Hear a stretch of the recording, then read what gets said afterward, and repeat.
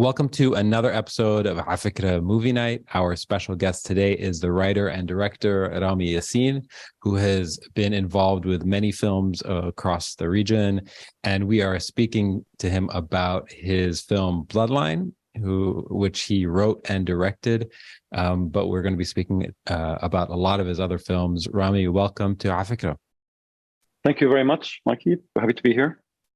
So, a lot of people think that when people become filmmakers, they graduate at 18, they go to film school, and maybe they work in a video store, like a Tarantino type story, and then all of a sudden at 22 or 24, they make their first film and they're on the red carpet, they're going to film festivals.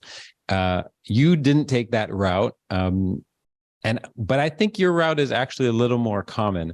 But before we get to all those details, when did you first think to yourself, maybe I would love to be involved with films? Actually, it's possibly one of the first things that I knew I wanted, or one of the first things that I was sure I wanted to do since the age of 14. My father loved cinema. My late father loved cinema. He was a passionate lover of cinema. He actually even acted for a short while in his life. So we had movie nights at least once a week, watching movies together. He introduced me to a lot of the classics, black and whites. At that time, Egyptian cinema was, in the 70s and 80s, was at its, height as well. And I did actually work in a video store as well. Really? During the summer, and the growing, I did. So that's kind of a little Tarantino thing there for you. One of my father's friends owned one of the biggest VHS at that time rental stores, and I spoke to him, and he got me a job to work there over the summer for 3 months. And I would come back home with 20 videos, like for the weekend, and I would sit and binge all day. So movies were my window to the world, but also I'd see movies and be like, I can't believe you can make movies about these things, some of my favorites from the old days. And that's when I thought, wow. So it was kind of, I grew up in Abu Dhabi. Abu Dhabi was growing as between the 70s and the 85, it transformed from the small kind of desert seaside village into this massive metropolis. And as that was happening, I'd often find myself in my head, living in my head. And the world in my head was always often far more interesting than the world outside. And then I would see reflections of that world on the TV screen every time I put a VHS in there. And I was like, well, I suppose you could make movies about the things that go on in your head as well. And that's how it all started. Yeah. I mean, let's talk a little bit about your family. So you kind of grew up in a little bit of a showbiz family. Your dad was a TV presenter. Did you grow up around cameras and, lights and the stage? I did. I mean, when we were kids, before we actually knew what that meant, we used to, before we'd kiss my mother goodnight after the shower and our tea and sandwich, and then we'd kiss our father on the TV screen goodnight and go to bed. My dad was Allah yarhamu, he was the first face that appeared on Abu Dhabi TV when it first opened in Abu Dhabi. He was a TV presenter and a programmer. And then before that, in Saudi, he actually acted in a couple of movies as well, made for TV movies. And then he made the first Arabic game show, actually, which used to be shot in a Nadi Siyahi in Abu Dhabi as well. So, of course, he'd take me with him to the TV station every now and then. And I'd see these studios with the sets there and the TV cameras. And I loved that as well. I didn't, so that was kind of also, I had a bit of an behind the scenes view into that world from an early age as well. Amazing. So, a lot like, many people who become directors first find themselves working in advertising, which is a little known fact outside of the industry, but a lot of people cut their teeth, as it were, and get the nuts and bolts of storytelling and perspective and understanding the audience in the world of advertising. Can you tell me a little bit about what that world looked like when you first entered, and what you really learned? Like, for speak to all the people sort of slaving away on those types of accounts right now. Like, what did you learn? So it's true, and I don't know if I mean, in my case, I went to a liberal arts college in London, and I knew I wanted to make movies. I knew I was coming back to the UAE after college, and I was like, I don't know that you can make movies there. So what is the closest thing to making a movie? And that's at the world of advertising, which is, so I got a job in advertising, and at that time I thought advertising was drawing pictures and putting letters on them and putting them out there and making kind of, shooting nice kind of commercials. Didn't realize that there's this whole machine behind all of this, which included suits, who are the people that take care of the business and the strategy and the media planning and the client servicing. And then this other department, and these are the fun people that sit in there and draw the nice pictures and develop all that creative. Of course, I wasn't a graphic designer or anything like that. So my first job was a suit. I was in client servicing. And then from then I moved to becoming a strategic planner.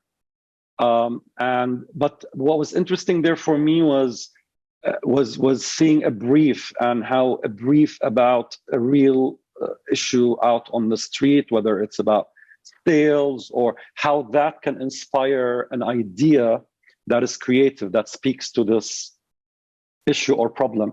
And then that's what strategic planning and advertising in the 80s and 90s was. Strategic planners were the bridge behind the business and the creative, because the industry realized that they're two different worlds, and you need one person to transform that information into creatively meaningful, creative nuggets that inspire the creative. And that was the job that I did for many years. And of course, then I was very open to the people I worked with, who were great. The agency that I worked with, I spent 9 years with them. I told them what I eventually want to do is movies when the time is right, when I find out how. So whenever we had commercials to shoot, I would take a break from my position and go on set and work actually with the film crew. And that was my first, we made commercials for very big brands around the region. And I worked in unit, I worked in locations. I did anything that they wanted me to do. I was just happy to be on set and be around the camera. And of course, that gives me exposure to how directors come in and transform a storyboard into a commercial for the screen, and what a first assistant director does, and all of these different elements and departments that it takes to put a movie together. And advertising really is a really beautiful and excellent learning ground for people that want to either produce or direct or write, even less write, but more produce or direct, or work in different departments, because it tends to have per minute larger budgets than movies, especially in our region, because you spend more on commercials. And so there's a more sort of room, flexibility there to do things, but it encompasses the same team that it takes to make a commercial is the same team that it takes to make a movie. So often when you're young and you want to make movies, you don't really know what you want to make in movies. Sure, a lot of people say, I want to direct, I want to write, I want to produce, but there's so many positions, and it really takes everyone there. So it's a great way to earn money, learn the skills that it takes, and also see what you like. Some people come in wanting to be in camera, and then they end up in locations. Some come in unit, end up being in light, so on and so forth. I was lucky enough to do a lot of different jobs as well on set, and that gave me a really very good grounding experience. So that's my story.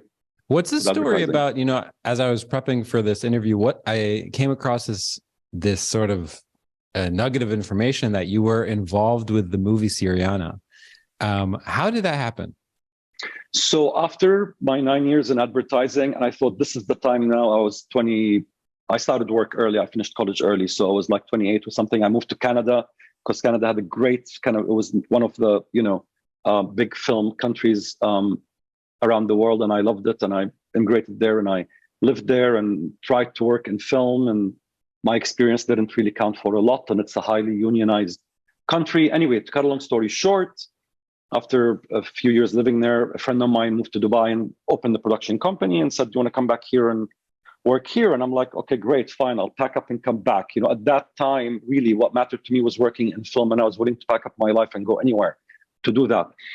So we started working on commercials, but the production of commercials, of course. And I did, again, a lot of things there, including directing commercials. And then this movie came that wanted to shoot in Abu Dhabi and the UAE, Syriana, and the company I was with, Filmworks at the time, we were the servicing company for it.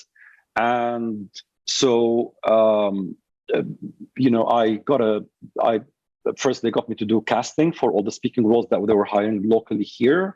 And then I finished that and then became a first AD for Dubai, for the Dubai part, working with the first AD for the whole kind of film. And of course, that was my first exposure to a movie set, which was a Hollywood movie, reasonable budget, very large crew. We shot here they wanted to shoot here for 4 days, ended up shooting for 3 weeks. And we prepped for like 8 months to shoot those 3 weeks. And it was an incredible learning ground, again, to see how Hollywood works and how, that way of working and the studio way of working. And that's it. From the time that I did that, I was like, okay, that's it. I mean, I always knew I wanted to do this. And now I know so much more that this is what I wanted to do. Yeah. So from that moment on, I think 3-4 years after that, some other movies tried to come here and shoot, and I worked on them in the prep and whatever. But working on Syriana also told me that while I love the experience of working on Syriana and how these sets run, it wasn't exactly what I wanted to do, because you can end up being just a crew member there with a very specific job, and that's what you do. I wanted to be part of the storytelling. I wanted to, be in there in the creative and that's when I started thinking, okay, so maybe it's in this cinema that I need to do. And that's why I felt I had to leave my job, leave all the, 9 years in advertising, and then on the agency side, and then 9 years in advertising on the production side. And again, I packed up and left everything and went back to Vancouver, actually. And I spent a year there at the Vancouver Film School, studying writing for film and television. And then I came back to Abu Dhabi and I got a chance to produce my first film as a producer, called Sea Shadow, which is a beautiful Emirati film by Nawaf al-Janahi that we shot in Ras Al Khaimah here. It's interesting because you sort of allude to this idea of like big studio, like the formula of big studio budget, big budget films, even though in that world, Syriana is clearly not big budget. Like Capital will be big budget, but compared to independent cinema, obviously it's still a Hollywood budget. And you make this transition saying, okay, I think I want to do some more independent stuff. And I came across the short that you prepared in 2014. So Syriana, I think, comes out early 2000s. And then Correct. you start making all these other films. And this in Overtime, which is a 13-minute short, for me sort of is the launch off point of you sort of finding your own voice. Is that right? Absolutely correct. So, when I started working in the cinema, I produced the Sea Shadow, and then I was co-producer and first assistant director on Anne-Marie Jasser's Lamma Shuftak, which gave me even a further kind of exposure because Sea Shadow was almost studio financed. Lamma Shuftak was a European Arab co-production. So that's a whole different world as well that I got to see. And while I was doing that, I started writing. I was writing features, writing smalls, and this is an Overtime was a story that I was thinking about for many years in my head. And one evening, I don't know what happened. Everything was right, and I just sat down and I wrote it. And I remember I finished it, 13 pages, and I sent it to my colleagues who eventually produced the film, Anne-Marie Jasser and Osama Bawardi. And I was like, guys, what do you think? And they're like, it's incredible. Let's try and do this. And we had 3 weeks to do it. It was one of these really short, even though I was thinking about it for a really long time, but it's as if it was hibernating in me. And when it came out in a form that was almost kind of ready. And of course, we produced it with our Visa cards. Yeah, of course. Working in indie cinema is a really tough world, and you have to really know what you want to do and how you want to do it to kind of be able to survive. And and then we another colleague read it and he said, I think Makram Khouri will be amazing for the role of the father. I was like, why would I contact Makram Khouri and why would he want to even do a movie with me? Like, I'm a nobody. He's like, you'll be surprised. Makram loves cinema. Just send it to him. And I remember I got the call and I called him. I'm like, hi, Ammo. Makram, this is Rami. He's like, send me, just send it to me, let me read it. And I sent it, and half an hour later, I got a call back. He's like, if you can shoot it on this day, between this day and this day, I'll be there. And I'm like, okay, so we're doing it. And that's why I ended up playing the other role in the movie, because we didn't have time to cast also and bring someone else, to play the role of the son. And, lo and behold, we apply, a number of festivals were interested, and then Venice came back and said, we want it for a world premiere. Amazing. Yeah. So, the English title is in overtime. The Arabic title is في الوقت الدقيق. Do you write it in Arabic? I wrote it. So I write the action description in English and then the dialogue in Arabic, and then I translate it. So I know what the dialogue in Arabic is. And في الوقت الضائع, the story of the film is about a father and son that tried to connect almost last minute when time is actually over for them. It's partly inspired by the story. My father died when I was young. I was 23 years old. And I spent months with him as he was getting his, chemotherapy for cancer. And that's why I said it took all that time for me to kind of somehow build something around that experience that I had with my father's passing. And action description in English, dialogue in Arabic, and then obviously turn it into English because a lot of the crew sometimes need to read in English as well. Yeah. Very, very cool. So I want to keep on going and move on to Bloodline, which is sort of the subject of today's conversation. Bloodline came out a couple years ago, right before Halloween 2020. Correct. In the middle of COVID. Yeah, exactly. In the middle of COVID.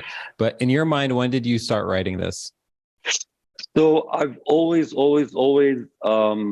wanted to do a vampire film. I love the horror genre, and I love a lot of the different sort of worlds and realms of horror. But vampirism for me was always something that was, as far back as Salem's Lot, and moving forward through kind of the Lost Boys and into the vampire, so many, but it's very difficult to write a kind of an original vampire story because there's so much that are made everywhere in the world.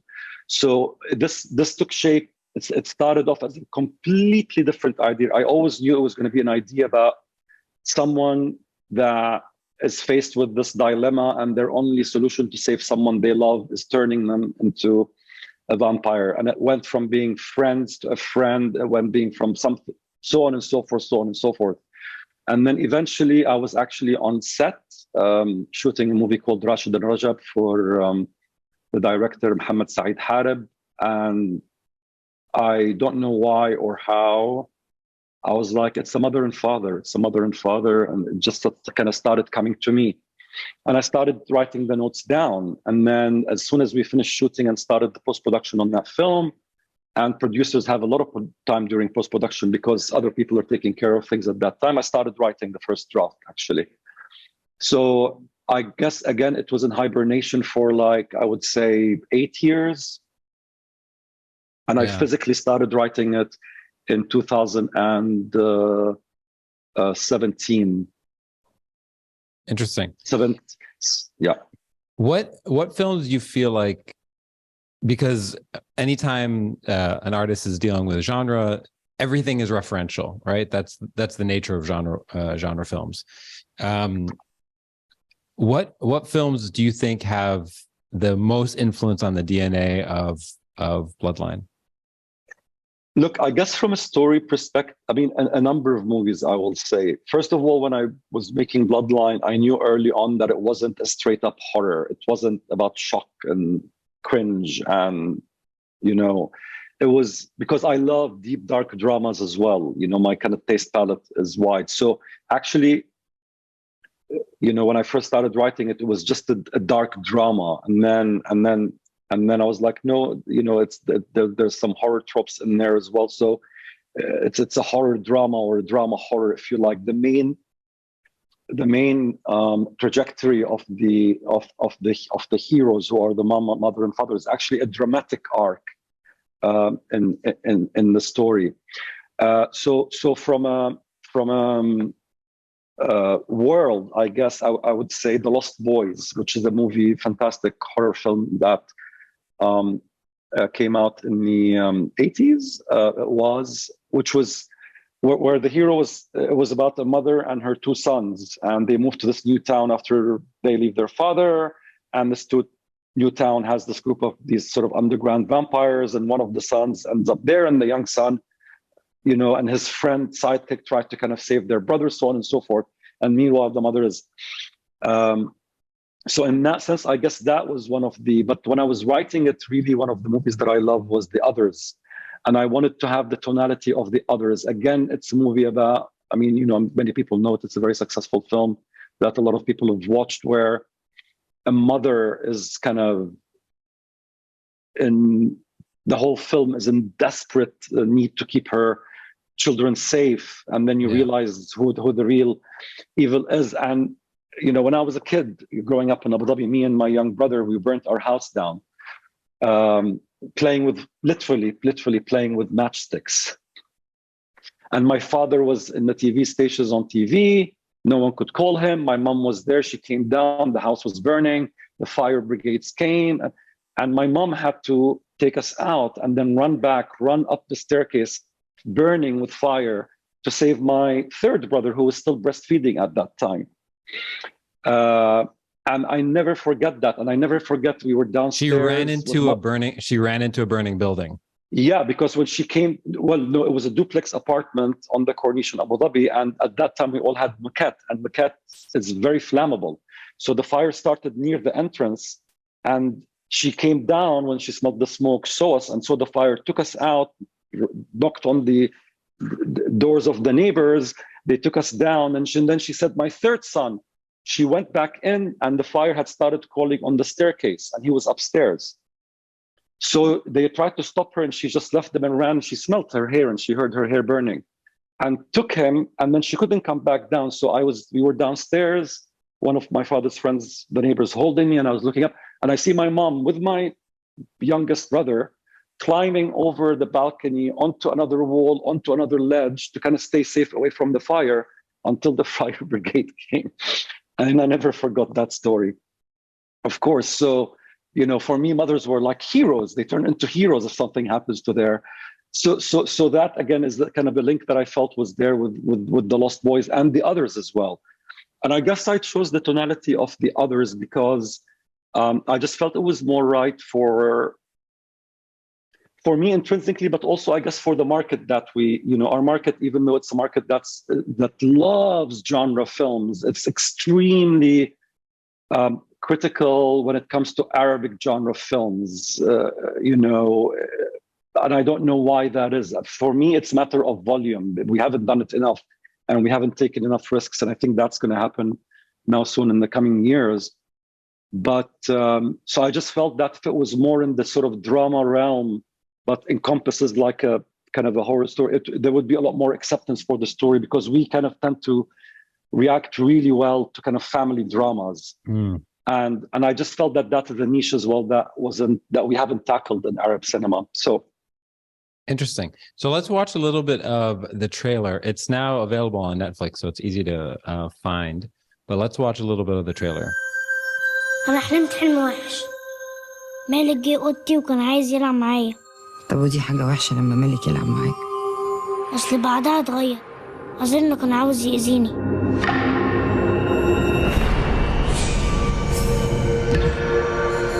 بعد ما سافرت اضطريت أكلم المستشفى.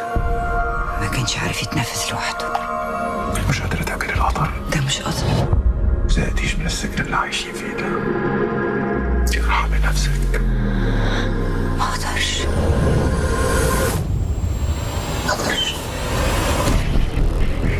عملت ايه؟ عملت اللي انت عاوزاه. ايه اللي بيحصل لي؟ بس ما توهميش نفسك. مالك اللي رجع مش مالك اللي كنتي تعرفيه. انت مش فرحان انك فقت ورجعت لنا وهتلعب معانا؟ حد شافك؟ ما اظنش. مفيش حاجة اسمها مصر. ما حدش. احنا عملنا كده عشان بنحبك.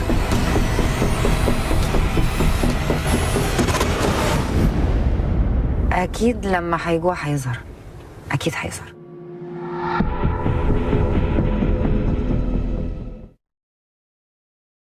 Awesome. So, for people watching who are able to watch this, the film, or see this, watching this on YouTube and not listening on the podcast, you'll notice that it's starring Nelly Karim.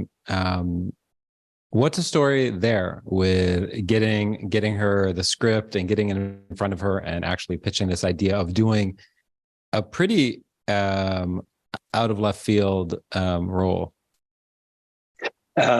So I love Nelly Karim, and I think she's one of the most incredible actresses, not just in our world, but in the Arab world, but anywhere. And I try to watch a lot of the work that she's done, and she's done some incredibly dark, maybe not movies, but series. She did Sign Nisa, which is outstanding for anyone that hasn't seen it. And then she did Bint Ismaha Zat. But really, if you Sign Nisa is just something that is out of this world. And a feat of drama that came out of Egypt. And I thought it would be awesome to work with her, after I make 3 or 4 or 5 movies. And so when there was traction to the script, when I started sending it around, and really I was lucky and the stars were aligning, and there was kind of immediate from the first person that read the script, they said, I want to have something to do with this. And then the second and the third, it just kind of came along, because everyone thought, okay, this is really what Arab cinema, what we need to do. It's kind of commercial art house. It's a kind of an art film, but it has commercial legs and so on and so forth. And then one of the producers that came on board was Mohammed Hafzi from Egypt, who's possibly one of the most successful Arab indie producers, but also producers in general and filmmakers, and he has a writing background. And he said, look, I think we can maybe talk to Nelly Karim about this. And I was like, no way. like I don't know if I'm ready. And he said, why? Come on. I mean, he knew her, and he's like, let me talk to her. And he spoke to her, and she said, I'd like to meet the filmmaker. Back up. I flew to Cairo, and we met socially, just the 3 of us. And she's such an incredibly instinctive actress. I can't even tell you. So she said, tell me the story. And I told her the story from A to Z, literally over like an hour, and in a lot of detail. And I saw her face kind of not morphing, but changing almost, that by the end, when I finished, she kind of just looked at me and she said, it's a very, very difficult and dark story. I was like, yeah, but there's some, I thought that was a no. I was like, no, but there's some nice parts in it, because it's, I was kind of, she's like, don't worry, I'm not asking you to defend the work. I think I was like, and she said, yeah, okay. I like it.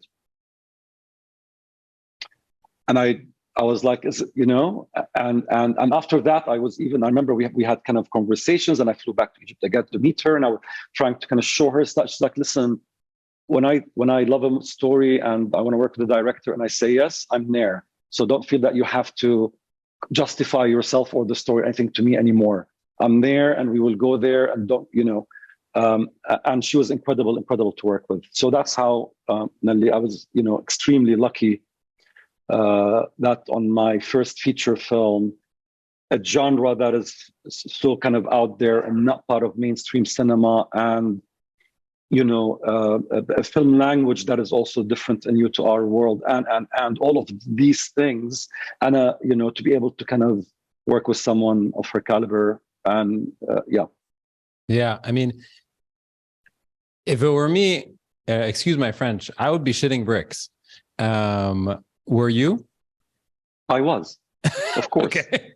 I mean, I remember we shot every time I wanted to meet, and then when we shot, and but I have to tell you, she's an incredibly down to earth, nice person. She has so much charisma. She almost kind of has to maybe kind of pull back and control. So she puts you at ease when you first meet her and talk to her. Yeah. And she's not part of this. She's not kind of out there to prove anything to anyone, really. She just loves it. It's what she loves to do, and she loves to do it, and she loves to get into the work. And you know, and I remember when she was landing, and we shot the movie in Bucharest, Romania. And when she was landing, I was at the office. I was like, "Did she land? Where is she now? Walking in the car?" You know, I just wanted everything to kind of be okay. Is But, the idea of established? Sorry, go ahead. Sorry. No. But we established a rapport over the time that just made my life a lot easier. Really. Yeah. So Bucharest. So vampire heads will know that Romania obviously is the origin place of Dracula. Did you make sure you're like, we are doing this in Romania? Well, because I told you I started writing this when I was shooting a movie, and then I was posting a movie, and the post was happening in Bucharest in winter. And so half of the script, the first 30 pages were written in Dubai, and then the remaining 70 pages or 60 pages were written in Bucharest in January in the freezing cold in my hotel room. And I had such a great experience shooting with Who there on another movie there. And I just wanted that same kind of family around me as well, which is something that I mean, I don't know if they do or not, but they should. First-time filmmakers and second-time filmmakers should really surround themselves with people that they feel at home with. Yeah. When they make these pieces of work. Yeah. But by the way, and even though I had been there many times, I only went to Transylvania after I shot the film. I was like, I don't want to go there before, this sort of, to kind of, because that's where the castle is, right? In Transylvania, for that world to kind of, So I had finished the film before I even went there to see it. Yeah. There's this mantra for people who run their first marathon. And the mantra is compete to complete. And no, you don't care about your time, don't care about anything, just get it done. That is what success looks like. Is that how you felt? Well, I would add absolutely. And I would add also, if you fall, you have absolutely no choice but to pick yourself up and run again. Absolutely. Like it's once you set out on it, there's no room for anything else but reaching the finish line. And then you realize as well that no matter how talented everyone else is around you, everyone relies on you and depends on you. So if you aren't, I always say the process of, working in this industry is like having a balloon that you wake up every morning and you blow air in this balloon. And by the end of the day, it's incredible and big, and it's ready to kind of lift you up. And then you go to sleep, and then when you wake up the next morning, it's flat, and you have to start again. And you have to do that for day in, day out, week in, week out, year in, year out, all the time. It takes a lot. And the reason why I like I always say blow air, because as much as you put of yourself in it, the most precious thing to you, possibly the air that you breathe, the more successful you're likely to kind of be down the line. Yeah. So it comes out right before Halloween I think directly on Shahid. And you've put all this air into it. You've put, no pun intended, blood, sweat, and tears into this very deeply personal film. Although it's a genre, you were talking about your mom being a superhuman and moms giving up everything for their families, which is a theme in the film. And then there is immediate backlash against it.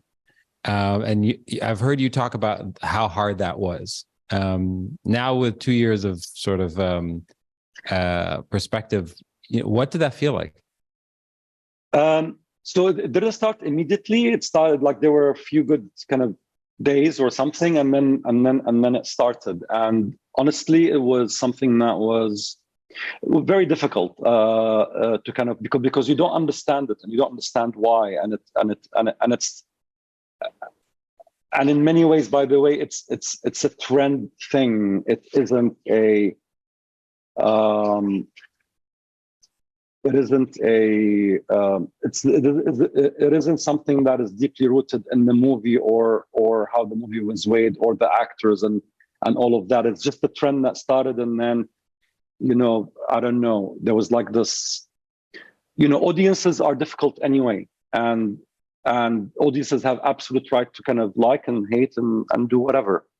But the way that it happened with Bloodline, it wasn't that. It was something else. That it's a difference between intellectually discussing a point and arguing it, or just rejecting something just because that's what you want to do. Somehow, I don't know. I didn't understand it. I kind of tried to. I got involved in it for a few days, and I was like, "This is impossible. I can't kind of." And then I had, it was a long journey to kind of get over that.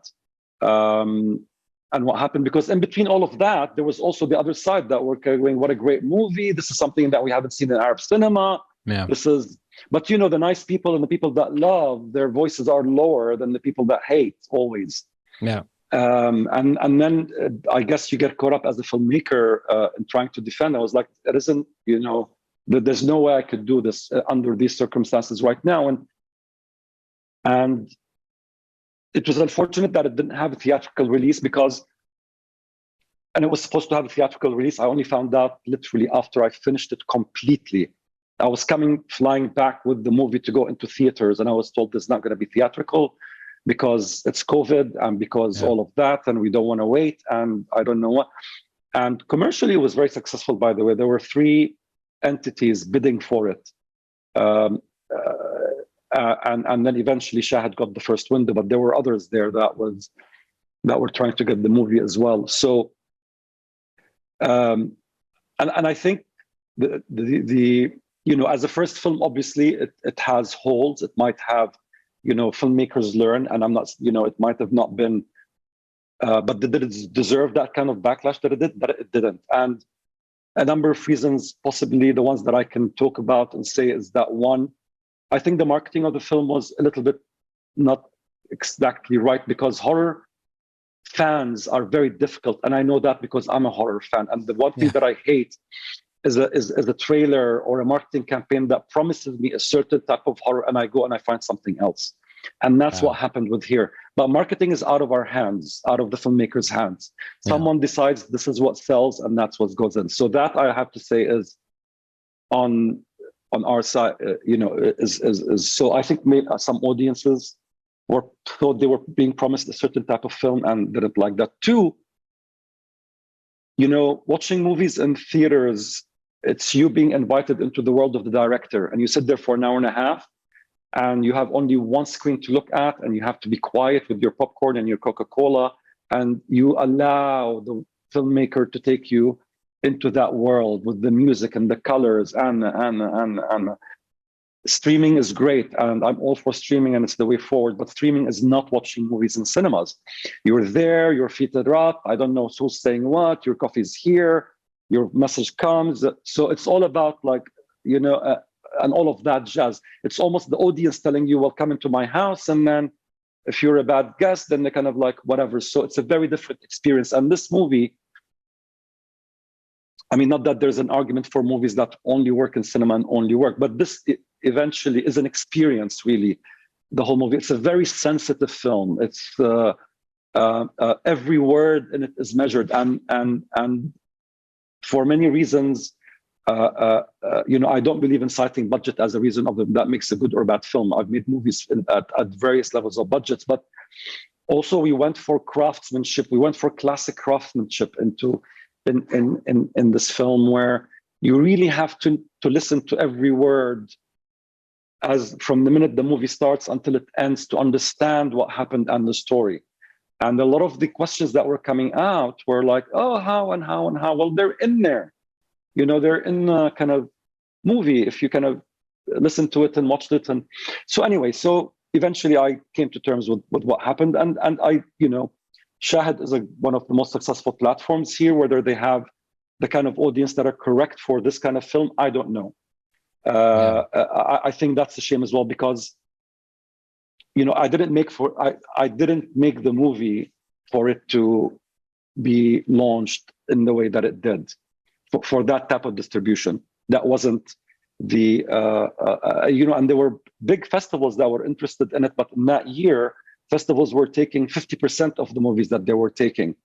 So it would, so right at the end, when they had to go from the 150 or whatever that they take down to 75, it's but all the responses have been, we haven't seen anything like this from the Middle East. This is really beautiful to kind of see, and a very original kind of voice in the world of vampirism, and then that thing happens, and I'm like, whoa, Yeah. Anyway, so that's what happened, and these things happen in cinema. And again, this is another experience that no one picks you up from something like that. You have to kind of pick yourself up and move on from it. So now that it's on Netflix, I hope that there'll be a different kind of audience for this kind of genre, that that appreciate this sort of fusion of drama and horror, or really dark kind of drama will get the chance to see the film. How do you avoid, with your future projects, having sort of contempt for the audience? I mean, I would have a really hard time coming back and saying, I still actually like you guys. Well, you can't, because I mean, movie making, okay, for us, it's our life and our blood and the air that we breathe, but it's a business, and it's a business of entertainment. And who pays for it? The audience do. So the audience are your consumers. I hate that word, but you make movies for them. You don't make movies for anybody. Yes, there are educational movies and documentaries and things that you make for different reasons, but eventually it's audience. And if audience don't come to see your movie, then unfortunately you're not going to succeed in this business.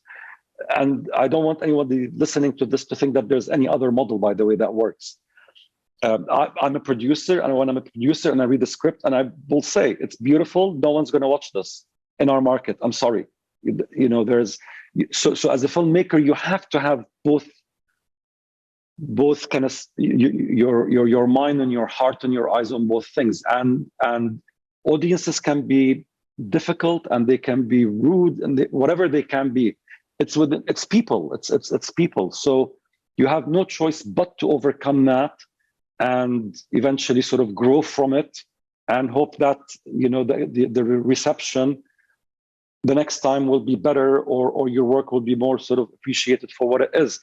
However, having said that, also, movies find their audience, really, and that's why I'm saying distribution is so important. And so not any movie can succeed in any form of distribution. And I think you read that a lot, and you hear in certain campaigns of how they kind of raise awareness, and because this kind of movie needs this kind of, and this is one of these movies that required a certain type of audience who love essentially not mainstream cinema. If you love mainstream cinema, this is not your film. Who love independent, out of the box cinema, who like fusion, experimental, slightly horror drama, who like, a deep, dark drama about a secret family, this hidden secret, and so on and so forth. And that is classically shot, that is almost like a celebration of old classic cinema, where the camera doesn't try to heighten the tension or increase the action. It's about the actors and what they're going through and the relationship between them. That's really what it is. Beautiful frames and a story being told by a minimum number of actors in one location, and a dilemma. And one thing that, people were saying that, that some audience, I guess, found strange was that, like, there's no one that you hate in here, but that was the challenge of this film, is you see this family and what they're doing and this dark path that they're on, but actually the objective was to make you root for them, to want them to succeed despite everything that they did. And that is the question that it's asking: is there a line that you can cross beyond which, as a mother and father and a family, that it's impossible to kind of root for you and to kind of like you and love you and appreciate what you know? And that's where the conflict was, and the energy of the story was kind of, that's what it was sort of based on. So yeah, it's it has its audience from a lot of people that watched it and liked it, and I just hope that for the sake of the film and the actors and all the work that went into it, that more audience will find it now and hopefully appreciate it more than some of the others. Cool. Let's move on to talk about some of the films. We like doing this questionnaire for our movie night, which is some of your films of note. So we sent over a list of questions. We'll go through these rapid fire. So the first question was, what is a film that most influenced your film? You already talked about this. It was The Others, which is starring Nicole Kidman. I'm going to skip this one and keep on going. What is a film that you really loved as a kid? Yeah, this is one of the reasons why I wanted to make movies. When I saw this film, first of all, Natasha, for those listening on the podcast, what is it? Cat People by Paul Schrader, starring Natasha Kinski. First of all, Natasha Kinski, I think this was her second movie. She was like God sent. It looked like she was made in heaven and sent down to kind of earth. She's an incredible actress, but also the story. And that's the movie that I was like, you can make movies about stories like this? Oh my God, that's what I want to do. Amazing. And I've seen this movies many times, and it never bores me. And it still is one of the most out there movies that I've ever watched in my life. And if you like horror, and again, drama horror, because essentially it's the story of brother and sister that want to be together, but they can't because of a deep, dark secret that divides them, even though they can only be together. And yeah, so beautiful. Cool. The next one is a film that is so underrated. What is it? The Entity, Barbara Hershey. And this is the second movie why I wanted to make movies. Again, I was like, I can't believe you can make movies like this. And this is based on a true story somehow about a woman that was being visited by this invisible entity and abused by her in her own house, and no one knew what it was. And you know, whether it's a dark evil spirit or a jinn or whatever it was, till this day, I don't think anybody knows. And again, it's a horror house, and it's her and her kids and this entity that comes whenever it wants. And it was so out there in the world that I was living in. I was like, wow, you know. And I think it's underrated because a lot of people who love classic horror will know it, but many others don't. Very cool. The next category is films that film students must watch. Parasite or About Ellie. About Ellie, when I saw this in the cinema, I came out a different person, because it's Asghar Farhadi's first big film that succeeded. It was in Berlin before A Separation, and it is one of the most most of Asghar Farhadi's movies are exceptionally well written and well crafted.